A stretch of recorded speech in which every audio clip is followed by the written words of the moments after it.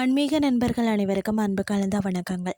இன்றைக்கு நாங்கள் ஆன்மீகம் சம்பந்தமான பதிவில் மனக்கவலைகள் தீர்ந்து மங்களம் அருளும் வழிவளம் மாலையோன் கண்ணியை பற்றி தான் நாம் இன்றைக்கு பார்க்க போகிறோம்.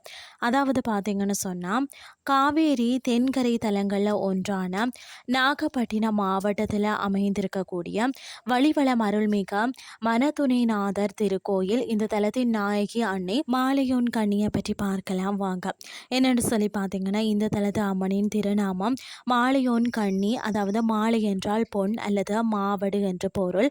பொன்னிறமான மாவடு போன்ற அழகான கண்களை கொண்டவர் அன்னை மத்தியாய தாட்சி என்று வடமொழியில் அழைக்கப்படும் அன்னை தன்னை நாடி வரும் பக்தர்களுக்கு கண்ணும் கருத்துமாக இருந்து அருள் பாலிக்கிறாராம். அதாவது பார்த்தீங்கன்னா, சைவ திருமுறைகளில் மிகவும் முக்கியமான பிடியதன் உருவுமை என்று தொடங்கும் பதிகம் உருவான தலம்தான் இது.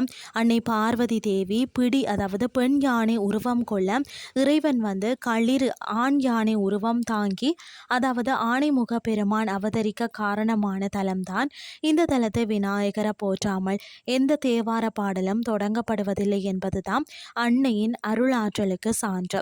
அது மட்டுமில்லாமல் இங்குள்ள இறைவன் மனத்துணைநாதர், மனிதர்களின் உள்ளத்துல இதயத்தில் அதாவது உறையும் ஈசன் என்பதால இவருக்கு இருதய கமலநாதர் என்ற பெயரும் உண்டு. அதாவது வாழ்க்கையில இக்கட்டான சூழல்ல கூட மனம் தடுமாறும் போதும் அன்னை மலையோன் கண்ணி நம் கரம் பிடித்து இறைவனிடம் சேர்த்து நம்மளுடைய மன சஞ்சலங்களை போக்குகிறார். அதாவது முற்பிறவியின் பயனால் கரிக்குருவியாக பிறந்த ஒருவர் தான் கடும் தவம் புரிந்து இந்த தலத்தில் அன்னை மற்றும் அப்பனின் அருளால் வலிமை பெற்றாராம்.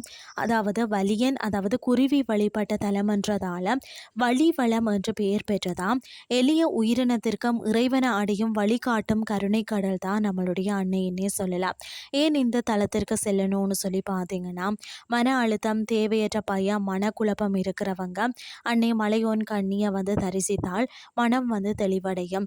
அது மட்டும் இல்லாமல் இருதயம் தொடர்பான பாதிப்புகள் இருக்கிறவங்க இந்த தலத்து இறைவனையும் இரவியையும் மனமுருக வேண்டினாலே நலம் பெறலாம் என்பது ஐதீகம். வாழ்க்கையில் ஒரு முறை அல்லது வாய்ப்பு கிடைக்கும் போதெல்லாம் இந்த தொன்மையான அதாவது மாட கோயிலுக்கு சென்று அன்னை மலையோன் கண்ணியின் அதாவது கடைக்கன் பார்வையில் நனைந்து வாருங்கள். உங்கள் கவலைகள் அனைத்து வழிகளும் இழந்து போகும் என்று சொல்லி கூறிக்கொண்டு இன்றைய ஆன்மீகம் சார்ந்த பதிவை நிறைவு செய்து கொள்கிறேன். இதே மாதிரி மற்றும் ஒரு ஆன்மீகம் சார்ந்த பதிவோடு உங்களை சந்திக்கிறேன். நன்றி.